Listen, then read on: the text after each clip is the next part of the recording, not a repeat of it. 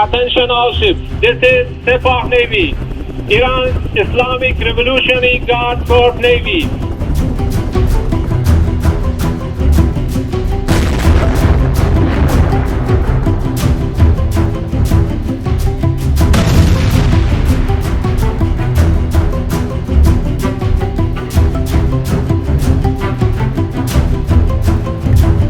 Hello, everyone. Thank you very much. Donald ট্রাম্পের দাবি অনুযায়ী তারা ইরানের নৌবাহিনীর বড় অংশ ধ্বংস করে দিয়েছে, তবে সমুদ্র বলছে ভিন্ন কথা। রয়টার্স ও অন্যান্য আন্তর্জাতিক সূত্র অনুযায়ী যুদ্ধ শুরুর পর থেকে হরমুজ প্রণালী ও আশপাশে কমপক্ষে 20টি জাহাজে হামলা চালিয়েছে ইরান। এই হামলায় ব্যবহৃত হয়েছে ড্রোন, প্রজেক্টাইল, স্পিড বোট এবং সম্ভাব্য নৌমাইন। এতে অন্তত 8 জন নাবিক নিহত হওয়ার তথ্যও এসেছে। বিশ্লেষকদের মতে যুক্তরাষ্ট্র বড় যুদ্ধজাহাজ বা দৃশ্যমান লক্ষ্যবস্তু ধ্বংস করতে পারলেও ইরানের আসল শক্তি লুকিয়ে আছে ছোট, দ্রুতগামী এবং সহজে লুকানো যায় এমন নৌযানে। এছাড়া ইরানের রয়েছে শত শত স্পিড বোট, ক্ষুদ্র সাবমেরিন ও মোবাইল মিসাইল লঞ্চার, যেগুলো ধ্বংস করা যুক্তরাষ্ট্র ইসরায়েলের পক্ষে প্রায় অসম্ভব। 2003 and 2. যুক্তরাষ্ট্র হরমুজ প্রণালীতে অপারেশন চালাচ্ছে নিচু দিয়ে উড়ে আসা মার্কিন A-10 থান্ডারবোল্ট যুদ্ধবিমান এবং অ্যাপাচে হেলিকপ্টার দিয়ে। লক্ষ্য হরমুজ প্রণালী থেকে ইরানের আধিপত্য ধ্বংস করা। তবে বিশ্লেষকরা বলছেন হরমুজ প্রণালীতে ইরানের আসল হুমকি আকাশে নয়, বরং লুকিয়ে আছে পানির নিচে, যেগুলো মার্কিন যুদ্ধবিমান সহজে শনাক্ত করতে পারে না। পারস্য উপসাগরের অগভীর ও ঘোলা পানির জন্য বিশেষভাবে তৈরি ইরানের ছোট আকারের সাবমেরিনই এখন সবচেয়ে বড় হুমকি।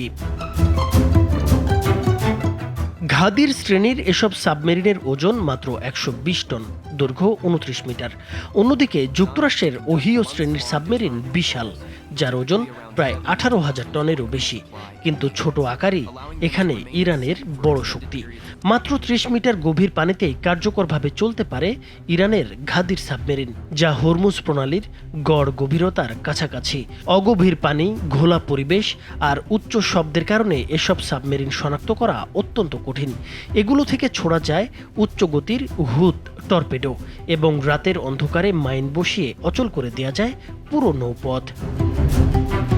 দীর্ঘদিনের গবেষণা আর স্থানীয় অভিজ্ঞতা কাজে লাগিয়ে ইরান এই প্রণালীকে কার্যত চেকপয়েন্টে পরিণত করেছে।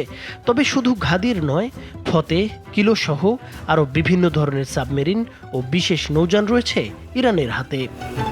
বিশ্লেষকদের মতে ইরানের লক্ষ্য সরাসরি জাহাজ ধ্বংস নয়, বরং হরমুজ প্রণালীতে নিজেদের নিয়ন্ত্রণ প্রতিষ্ঠা করা, এবং ইরান তা অত্যন্ত দক্ষতার সাথেই করে আসছে।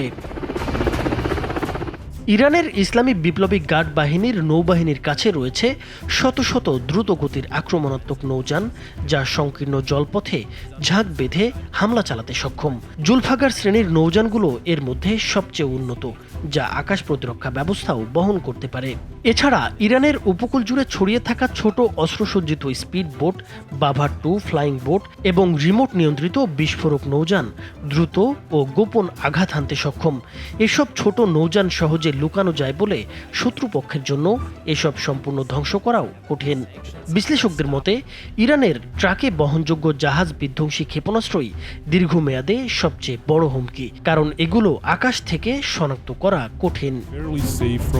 হরমুজ প্রণালী নিয়ন্ত্রণে ব্যর্থ হয়ে ডোনাল্ড ট্রাম্প ইরানকে হুমকি দিয়েছে 48 ঘন্টার মধ্যে প্রণালী খুলে না দিলে যুক্তরাষ্ট্র তাদের বিভিন্ন বিদ্যুৎ কেন্দ্রে হামলা চালিয়ে সেগুলো গুড়িয়ে দেবে। এছাড়া ইরানকে ধ্বংস করে দেওয়ার হুমকিও দিয়েছেন ট্রাম্প।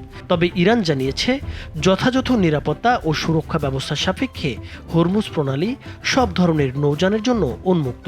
তবে শুধু শত্রু দেশগুলোর সঙ্গে যুক্ত কোনো জাহাজ এ সুবিধার আওতায় পড়বে না। আর ইরানের বিদ্যুৎ কেন্দ্রগুলো নিশানা করা হলে মধ্যপ্রাচ্যে যুক্তরাষ্ট্র ও ইসরায়েলের সঙ্গে যুক্ত সব জ্বালানি অবকাঠামোতে হামলার হুমকি দিয়েছে দেশটির সামরিক বাহিনী। ইরানের খাতাম আল আম্বিয়া সেন্ট্রাল কমান্ডের মুখপাত্র ইব্রাহিম জোলফাগারি বলেছেন, যুক্তরাষ্ট্র ও ইসরায়েলের সঙ্গে যুক্ত পানি শোধনাগার এবং তথ্য প্রযুক্তি অবকাঠামোতেও হামলা চালাবে ইরান। এর আগে ইরানের সর্বোচ্চ জাতীয় নিরাপত্তা কাউন্সিলের প্রয়াত প্রধান আলী লারিজানি আগেই সতর্ক করেছিলেন, ইরানের বিদ্যুৎ সঞ্চালন লাইনে হামলা হলে আধা ঘন্টার মধ্যে পুরো মধ্যপ্রাচ্য বিদ্যুৎহীন হয়ে পড়বে। ট্রাম্পের বেঁধে দেওয়া সময় অনুযায়ী ইরানের হাতে সময় আছে বাংলাদেশ সময় অনুযায়ী 24 মার্চ ভোর 5:44 পর্যন্ত। নাইমুর হোসেন, মাছরাঙা টেলিভিশন।